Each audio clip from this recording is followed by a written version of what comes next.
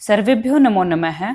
आज हम 9वीं कक्षा का जो 11वां पाठ है पर्यावरणम, उसके प्रश्नोत्तर करेंगे। पर्यावरणम का अर्थ है वातावरण, जो पर्यावरण हमारे चारों तरफ का जो आवरण है पर्यावरण, उसके प्रश्नोत्तर करेंगे।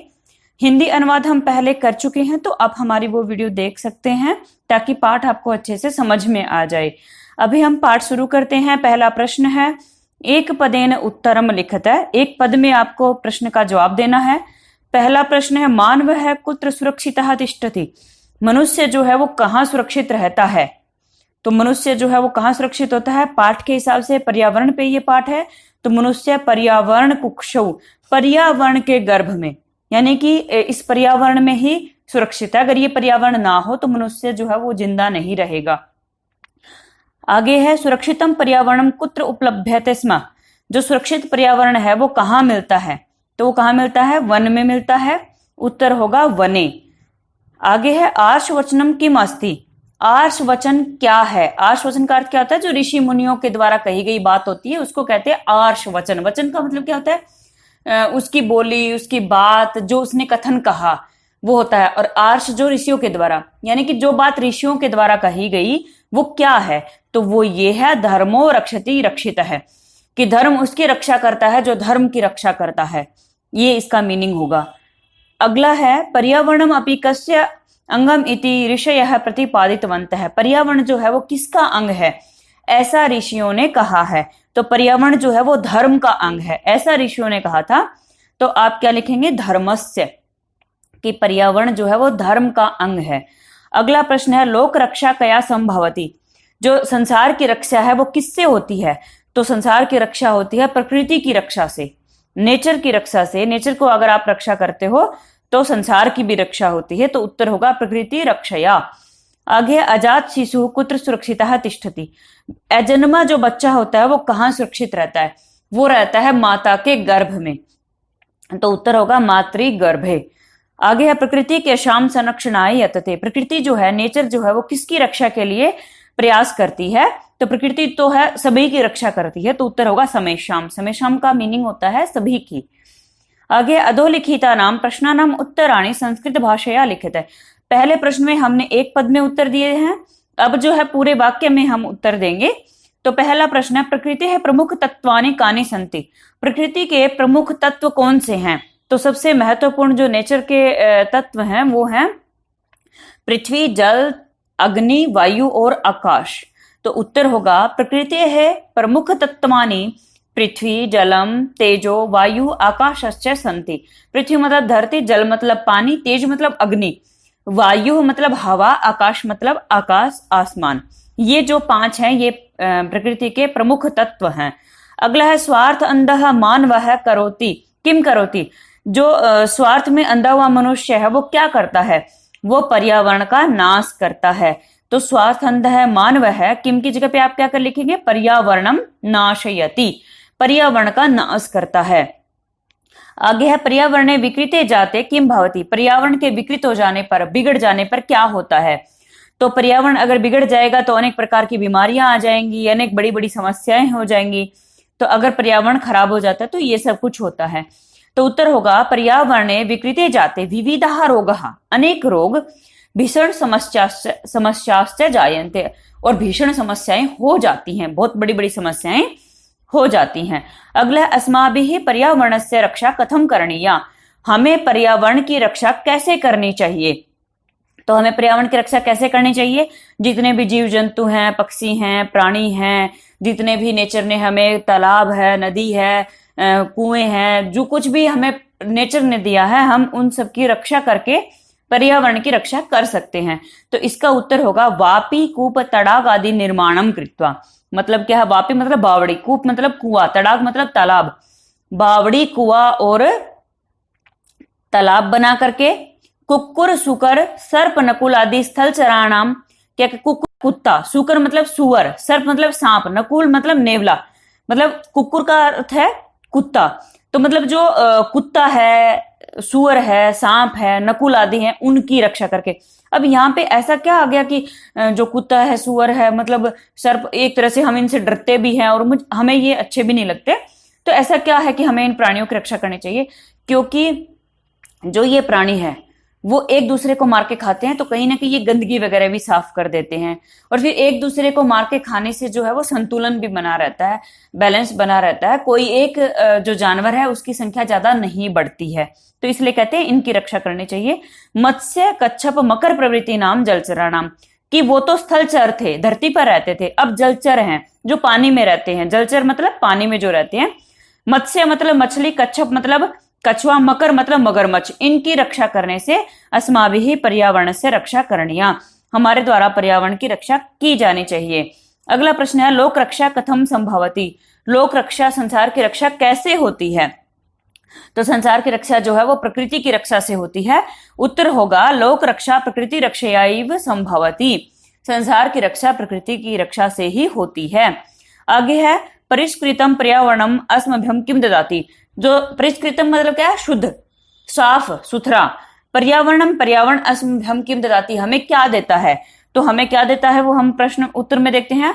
परिष्कृतम पर्यावरणम अस्मभ्यम, शुद्ध पर्यावरण हमें सांसारिकम जीवन सुखम, सांसारिक जीवन सुख, सद्विचारम अच्छे विचार, सत्य संकल्पम सत्य संकल्प यानी कि सच बोलने का जो संकल्प है, मांगलिक सामग्रीम च ददाति, और शुभ कार्यों के लिए जो सामग्री चाहिए होती है वो सब हमें अच्छा पर्यावरण देता है। आगे स्थूल पदानि अधिकृत्य प्रश्न निर्माणम कुरुते, जो आपका स्थूल पद है, गहरा काला अक्षर या अंडरलाइन यानी कि जिसके नीचे रेखा खींची गई है, उसको लेकर के आपको प्रश्न निर्माण करना है। तो पहला वन वृक्षः निर्विवेकम छिद्यन्ते, तो यहाँ पे आपको प्रश्न निर्माण करना है वन वृक्षः, वन के पेड़। आप कहेंगे कि कौन जो है वो निर्विवेकम छिद्यन्ते, बिना विवेक के काटे जाते हैं। तो कौन काटे जाते हैं? ठीक है, कौन की संस्कृत होती है कह। अब यहाँ पे जो वन वृक्षः, ये बहुत सारे पेड़ हैं, बहुवचन है, तो कह का बहुवचन होता है के, कह कऊ के। किम शब्द रूप पुल्लिंग शब्द रूप में आप लिखेंगे कह कऊ के, प्रथमा विभक्ति का बहुवचन। आगे वृक्ष कर्तनात् शुद्ध वायु न प्राप्यते, पेड़ काटने से हमें शुद्ध वायु नहीं मिलती है। तो आपको वृक्ष कर्तनात् की जगह पे प्रश्न निर्माण करना है। आप कहेंगे किससे? आप क्या कहेंगे? किससे? तो वृक्ष कर्तनात् की जगह पे आप प्रश्न निर्माण करेंगे कस्मात, मतलब किससे नहीं मिलती है। तो यहाँ पे पंचमी विभक्ति होगी, क्योंकि वृक्ष कर्तनात् में पंचमी विभक्ति है। बालकात, बालकात में बालक का शब्द रूप आप देखेंगे तो बालकात में पंचमी विभक्ति होती है। तो ऐसे ही आप किम शब्द रूप में पंचमी विभक्ति लगाएंगे। कह कऊ के, कम कऊकान, केन काभ्याम कई, कस्मई काभ्याम केभ्यः कस्मात, पंचमी विभक्ति का एक वचन होता है कस्मात। और वैसे भी आप देखिए वृक्ष कर्तनात् में पीछे आत लगा हुआ है, जब भी आपको इस तरह से आत लगा हुआ दिखे तो आप कस्मात लगा करके उसका प्रश्न निर्माण कर सकते हैं। आगे प्रकृति है जीवन सुखम प्रददाति, प्रकृति जो है वो जीवन सुख देती है। हम कहेंगे क्या देती है? प्रकृति हमें क्या देती है? और क्या की संस्कृत क्या होती है? किम होती है। बहुत सारे जो है वो आपको अगर शब्द रूप याद है तो आप विभक्ति देख करके बना सकते हैं। बहुत सारे अगर आपको हिंदी आती है तो आप हिंदी करिए, सेम वही हिंदी में प्रश्न निर्माण करिए और आप फिर उसको हिंदी में देखते हैं और उसकी संस्कृत लिख देते हैं। जैसे हमने करी प्रकृति हमें जीवन सुख देती है, हमने हिंदी बना ली, उसके बाद हिंदी में ही प्रश्न बनाया प्रकृति हमें क्या देती है। तो क्या की जगह पे आप प्रश्न निर्माण जब करेंगे तो क्या की संस्कृत है किम, आप किम लिख देंगे। आगे अजात शिशु मातृगर्भे सुरक्षिता तिष्ठति, अजन्मा बच्चा अजन्मा शिशु माता के गर्भ में सुरक्षित रहता है। हम कहेंगे कहाँ सुरक्षित रहता है? तो कहाँ की संस्कृत होती है कुत्र। एक प्रश्न निर्माण यहां हो गया। दूसरा मातृगर्भे जो है वो सप्तमी विभक्ति का एक वचन है, ठीक है, तो आप कस्मिन भी कर सकते हैं यहाँ पे सप्तमी विभक्ति का एक वचन, लेकिन कुत्र ज्यादा सही है तो आप कुत्र करिए। आगे है पर्यावरण रक्षणम धर्मस्य अंगम अस्ति, पर्यावरण की जो रक्षा है वो धर्म का अंग है। हम कहेंगे पर्यावरण की रक्षा किसका अंग है? और किसका की संस्कृत होती है कस्य, एक बात। दूसरी बात धर्मस्य जो है वो बाल कस्य की तरह षष्ठी विभक्ति का एक वचन है धर्मस्य, तो ऐसे ही आप किम शब्द रूप षष्ठी विभक्ति का एक वचन लगाएंगे, वो होगा कस्य, कस्य कयो हो केशाम। एक चीज ये हो गई। दूसरा, जब आप प्रश्न निर्माण करते हैं तो बहुत सारे प्रश्न निर्माण जो है वो लास्ट का स्ट्रक्चर देख के भी हो जाता है। जैसे धर्मस्य में लास्ट में देखिए आधा से और यह लगा है, आप किम शब्द रूप जो है उसमें कै तो आप हर जगह इस्तेमाल करेंगे जब आप प्रश्न निर्माण करेंगे, तो आप कै के अंत में आधा से और या लगा दीजिए। अंतिम स्ट्रक्चर को मैच करने से भी आपका प्रश्न निर्माण हो जाता है। अगला प्रश्न देखते हैं, उदाहरणम अनुसृत्य पद रचनाम कुरुत। जैसे आपको उदाहरण बना करके दे रखा है, ऐसे ही आपको पद रचना करनी है, आपको शब्द बनाना है। तो यथा मतलब उदाहरण आपको दिया है, जले चरंती इति जलचराहा। जल में जो विचरण करते हैं, जल में जो चरते हैं, जल में जो घूमते हैं, वो होते हैं जलचर, जलचराहा। तो आप देखिए, जले चरंती इति जलचराहा कैसे बनाया है इसने। मेन शब्द है जले, जले का जल ले लिया, विभक्ति हटा दी, चरंती की जगह पे कर दिया चराहा, चर लिया, चरंती में चर धातु है, चर धातु को यूं का यूं लिया और उसको बहुवचन बना दिया, क्योंकि चरंती जो है वो बहुवचन है। तो चराहा प्राणी के लिए इस्तेमाल हुआ, तो आप उसको जल चराहा आपने बनाया, उसको बहुवचन बना दिया। सेम ऐसे ही करेंगे, स्थले चरंती इति, जल चरा की तरह बनाइए। जल, जले चरंती में जल इस्तेमाल किया, स्थले में स्थल इस्तेमाल करिए और चरंती की जगह पे चराहा लिख दीजिए, जैसे जल चराहा किया था। अब आगे आप देखेंगे, निशायाम चरंती इति। निशायाम में निशा शब्द है, यूं का यूं लिखिए, और चरंती की जगह पे आप क्या लिखेंगे, चराहा, क्योंकि चराहा सब में लगा, चरंती इति की जगह पे सब में चराहा लगाया हुआ है। आगे है, व्योमनी चरंती इति व्योम चराहा। चरंती इति की जगह पे चराहा हर जगह लगाना है, और जो मेन शब्द है वो लिख देंगे। तो व्योमनी में मेन शब्द है व्योम, व्योम चराहा। आगे है, गिरौ चरंती इति, चरंती इति की जगह पे चराहा लगा देंगे, और गिरौ की जगह पे, गिरौ में मेन शब्द है गिरी, गिरी मतलब पर्वत, पर्वत पे जो रहते हैं वो हो गए गिरी चराहा। तो हमने 2-3 का अर्थ नहीं बताया था, अभी बता देती हूँ। स्थल चराहा क्या होता है, जो पृथ्वी पर रहते हैं। निशाचरा जो रात्रि में घूमते हैं, व्योम चरा जो आकाश में घूमते हैं, और गिरी चरा जो पर्वत पर घूमते हैं। आगे है, भूमौ चरंती इति भूमि चराहा। चरंती इति की जगह पे चराहा, और भूमौ में भूमि मूल शब्द है, तो आप भूमि चराहा लिखेंगे। भूमि चराहा का अर्थ है जो भूमि पर घूमते हैं, विचरण करते हैं। ऐसे ही आपको अगला बनाना, ख पार्ट में क्या है, यथा उदाहरण दिया है, न पेयम इति अपेयम। अब यहां पे क्या किया देखिए आप, न पेयम इति का शब्द कैसे बनाया है कि इति को तो हटा ही दिया है, इति को बिल्कुल हटा दीजिए, अब बच गया आपका न पेयम। अब आप देखिए, न पेयम को पूरा लीजिए और देखिए इसमें अंतर क्या है। न की जगह पे केवल ए लगाया है, पेयम यूं का यूं है। ऐसे ही आपको बाकी के शब्द बनाने हैं। इति आप हर किसी में से हटा देंगे और न की जगह पे ए लगाएंगे, और ये नए तत्पुरुष समास है एक तरह से, लेकिन आपको यहाँ पे नए तत्पुरुष समास नहीं पूछ रहा है, बस आपको ऐसे शब्द बनाने को बोल रहा है। तो अगला है, न वृष्टि इति।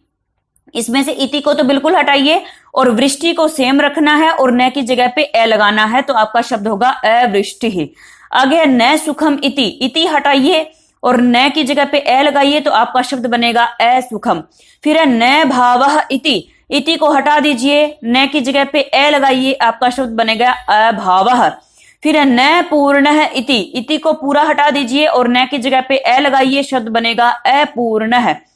अगला प्रश्न है, उदाहरणम अनुसृत्य पद निर्माणम कुरुत। उदाहरण को लेकर के पद निर्माण करिए, शब्द रचना करिए।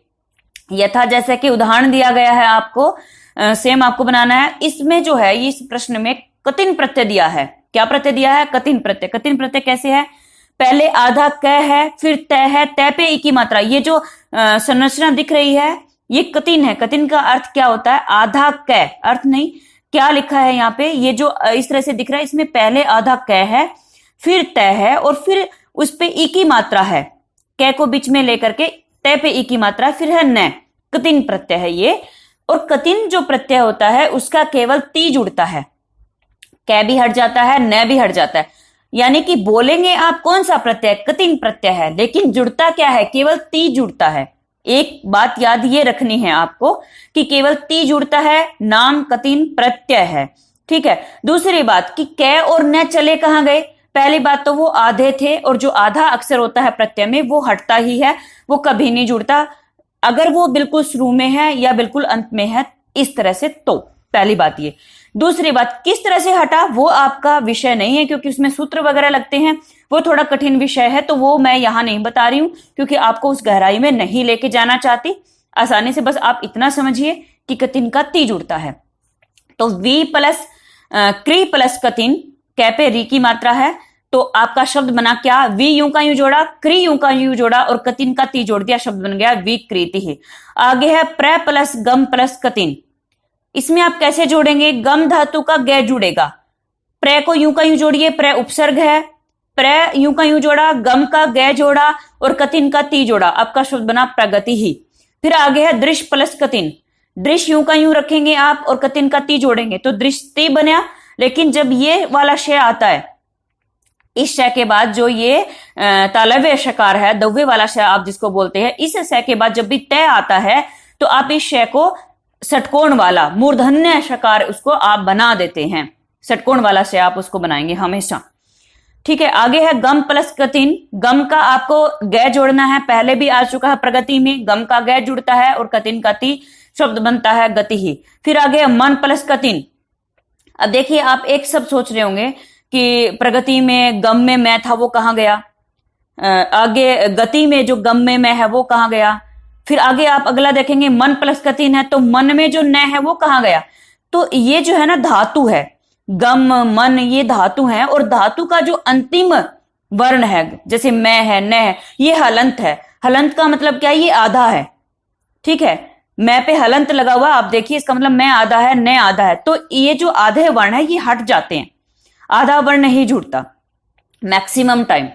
तो मन प्लस कतिन में न तो हटाना है क्योंकि आधा है, मैं लगाएंगे, ऐसे ही कतिन में से भी आधा कै और न हटाएंगे, सिर्फ ती जोड़ेंगे, शब्द बनेगा मति ही।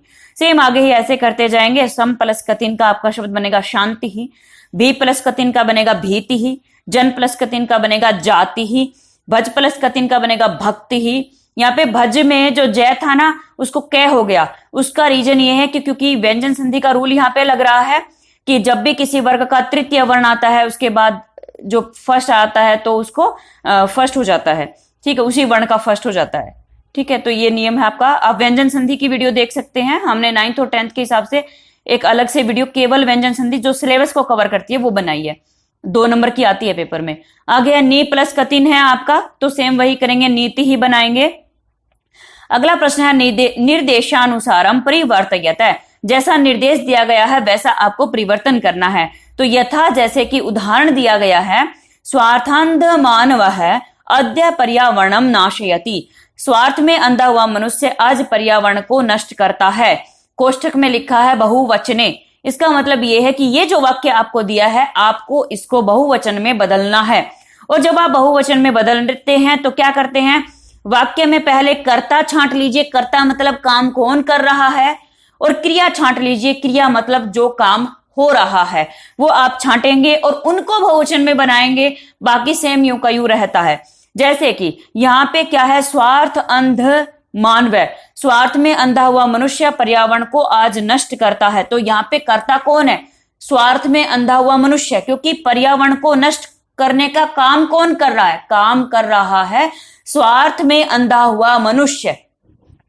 तो करता है स्वार्थ में अंधा हुआ मनुष्य। आप इसको बहुवचन में बनाइए तो स्वार्थ अंध का बहुवचन होगा स्वार्थ अंधा। बालकः की तरह, बालकः बालकौ बालकः, बालकः का बहुवचन क्या है, बालकः। ऐसे ही स्वार्थ अंध का बहुवचन क्या होगा, स्वार्थ अंधः, बालकः की तरह। और मानवः का बहुवचन क्या होगा, मानवः। हमने कर्ता का बहुवचन बदल दिया। फिर आगे जो वर्ड है वो यूं का यूं रखेंगे और जो लास्ट में क्रिया है आप उसको बहुवचन बनाएंगे। ठीक है, तो क्रिया क्या है, क्रिया यहाँ पे यानी कि काम जो है वो क्या हो रहा है, काम हो रहा है नष्ट करता है, नष्ट करने का काम हो रहा है। तो नष्ट करता है को आप बहुवचन में बदलिए, आप करिए नाशयन्ति। ठीक है, तो स्वार्थ अंधः मानवः अद्य पर्यावरणम नाशयन्ति। स्वार्थ में अंधे हुए मनुष्य आज पर्यावरण को नष्ट करते हैं। ये आपका बहुवचन बन गया। सेम ऐसे ही आगे हम बनाएंगे कि संतप्तस्य मानवस्य मंगलम कुतः, यानी कि दुखी हुए मनुष्य का मंगल कहाँ है, कल्याण कहाँ है। आपको इसको क्या करना है, बहुवचन में बदलना है। तो आप काम जो है वो क्या हो रहा है, यहाँ पे किसकी बात हो रही है, दुखी मनुष्य की बात हो रही है। तो दुखी मनुष्य को पहले बहुवचन बनाइए आप। संतप्तस्य मानवस्य, ये षष्ठी का एक वचन है तो आप इसको षष्ठी का बहुवचन बनाएंगे। बालकस्य का बहुवचन क्या होता है, बाल का नाम। बालकस्य बालकयो हो, बाल का नाम। आपको कम से कम बालक का शब्द रूप याद होना चाहिए, नहीं तो प्रॉब्लम हो जाएगी। तो यहाँ पे क्या है, संतप्तस्य मानवस्य का बहुवचन क्या होगा? संतप्ता नाम मानवानाम। और फिर आगे है मंगलम कुतः, यूं का यूं लिखेंगे। फिर उसके बाद में आपको क्या करना है, अगला है मानवाः पर्यावरण कुक्षौ सुरक्षिताः भवन्ति। जो मनुष्य हैं वो पर्यावरण के गर्भ में सुरक्षित रहते हैं। इसको आपको कोष्टक में लिखा है एक वचने एक वचन बनाना है। तो इसमें आप क्या करेंगे, जो कर्ता है पहले उसको एक वचन में बनाइए। तो जो कर्ता है वो है मनुष्य, तो मानवाः, मानवाः का एक वचन बनाइए मानवः। उसके बाद सेम रहेंगे पर्यावरण कुक्षौ सुरक्षिता भवन्ति, सुरक्षित रहते हैं। काम क्या हो रहा है यहाँ पे? सुरक्षित रहने का। तो जो क्रिया है उसको एक वचन बना दीजिए। सुरक्षिताः भवन्ति का एक वचन होगा सुरक्षिताः भवति। ठीक है, अगला है आपका वन वृक्षाः निर्विवेकम छिद्यन्ते। जो वन के वृक्ष हैं वो बिना विवेक के काटे जाते हैं। इसको आपको एक वचन में बनाना है। सेम वही करेंगे आप। वन वृक्षाः, वन के पेड़ हैं यहाँ पे, तो वन वृक्षा को एक वचन बनाइए वन वृक्ष है। निर्विवेकम यूं का यूं रहेगा। लास्ट में जो क्रिया है वो है छिद्यन्ते, तो क्रिया को एक वचन बनाएंगे। छिद्यन्ते का एक वचन होगा छिद्यते। अगला आपका है गिरि निर्झराः निर्मलम जलम प्रयच्छन्ति। जो पर्वतों के झरने हैं वो निर्मल जल देते हैं। आपको इसको क्या करना है, आपको इसको द्विवचन में बदलना है। तो कौन देते हैं? झरने देते हैं। क्या देते हैं? निर्मल जल देते हैं। देने का काम यहाँ पे हो रहा है। तो कर्ता और क्रिया को आपको द्विवचन बनाना है। तो गिरि निर्झराः का द्विवचन होगा गिरि निर्झरौ। जैसे बाल का ह का द्विवचन क्या होता है? बालकौ। फिर निर्मलम जलम यूं का यूं। और प्रयच्छन्ति बहुवचन है, आप इसको द्विवचन बनाइए। तो प्रयच्छन्ति का द्विवचन होगा प्रयच्छतः। जैसे पठति पठतः पठन्ति, बहुवचन है पठन्ति, लेकिन द्विवचन क्या है? पठन्ति से पहले पठतः। तो प्रयच्छन्ति का द्विवचन होगा प्रयच्छतः। अगला है आपका सरित निर्मलम जलम प्रयच्छति। जो नदी है वो निर्मल जल देती है, उसको आपको बहुवचन में बदलना है। तो सरित एक शब्द है और उसका शब्द रूप जब चलता है तो सरित का बहुवचन होता है सरितः। कर्ता को बहुवचन में हमने बदल दिया। फिर निर्मलम जलम यूं का यूं। प्रयच्छति ये एक वचन है, पठती के जैसा है, और पठती का बहुवचन होता है पठन्ति। तो प्रयच्छति का बहुवचन क्या होगा? प्रयच्छन्ति। इस प्रकार हमने ये प्रश्न कर लिया। अब आगे देखते हैं हम क्या करना है आपको। पर्यावरण रक्षणाय भवन्तः किम करिष्यन्ति इति विषये पंचवाक्यानि लिखतः। पर्यावरण की रक्षा के लिए आप क्या करेंगे, इस विषय पर आपको 5 वाक्य लिखने हैं। तो क्या करेंगे हम नदी नालों में गंदगी नहीं डालेंगे, हम पेड़ नहीं काटेंगे, पशु पक्षियों को पालेंगे, तालाबों का निर्माण करेंगे, पेड़ लगाएंगे। ये सब काम हम करेंगे पर्यावरण की रक्षा के लिए। तो हम ये 5 वाक्य बना देते हैं। हमने यहाँ पे बना के लिखा है, आपको मैं इसकी हिंदी बता देती हूँ। तो यथा उदाहरण में एक वाक्य इन्होंने दिया है कि अहम विषाक्तम अवकरम नदीषु न पातयिष्यामि। अहम मैं विषाक्तम, विषाक्त जहरीला, अवकरम जो कूड़ा होगा उसको नदीषु न पातयिष्यामि, नदी में नहीं गिराऊंगा।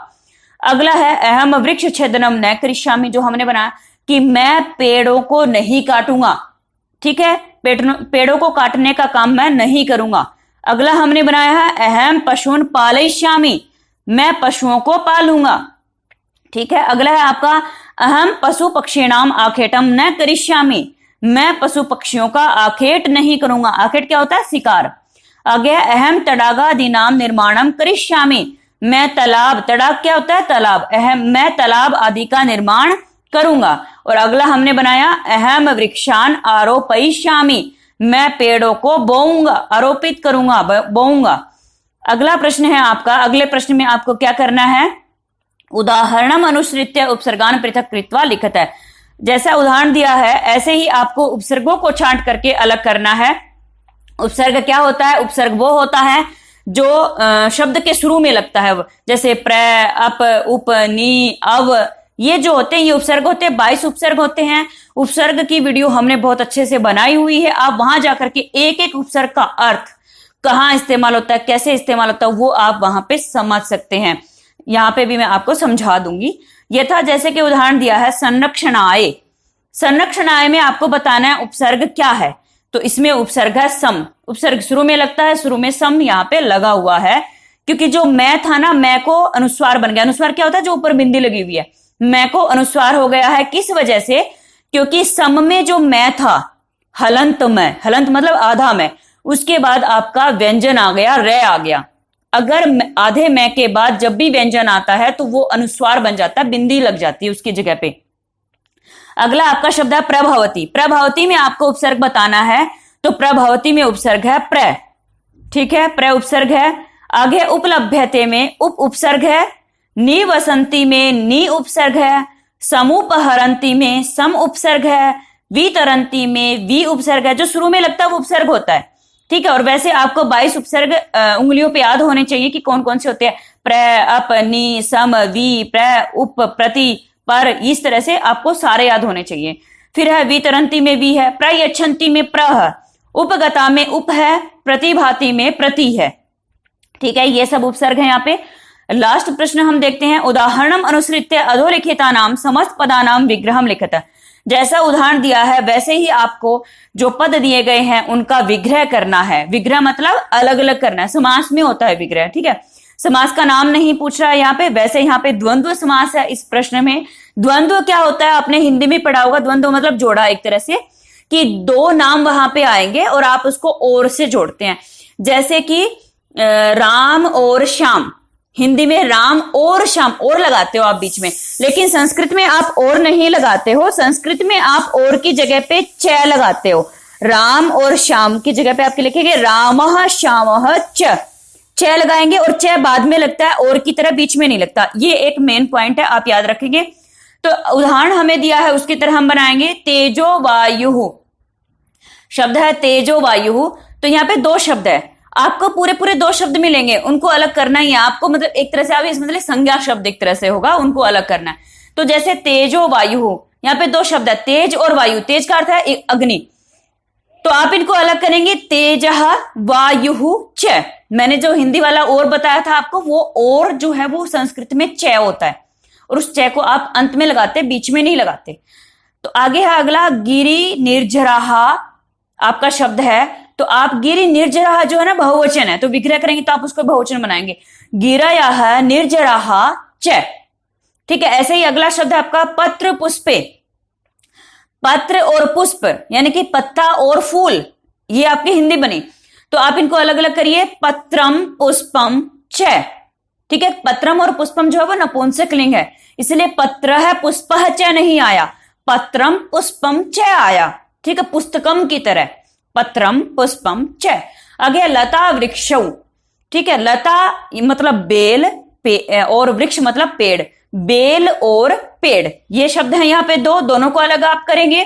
लता स्त्रीलिंग है, पेड़ पुल्लिंग है, तो लता वृक्षः च, क्योंकि जो स्त्रीलिंग होता है उसमें विसर्ग वगैरह कुछ नहीं लगता। लता वृक्षः च। आगे है पशु पक्षी, तो इसका विग्रह करेंगे पशु पक्षी च। क्या बनेगा आपका, पशु पक्षी च। दोनों को अलग अलग करिए और लास्ट में च लगा दीजिए।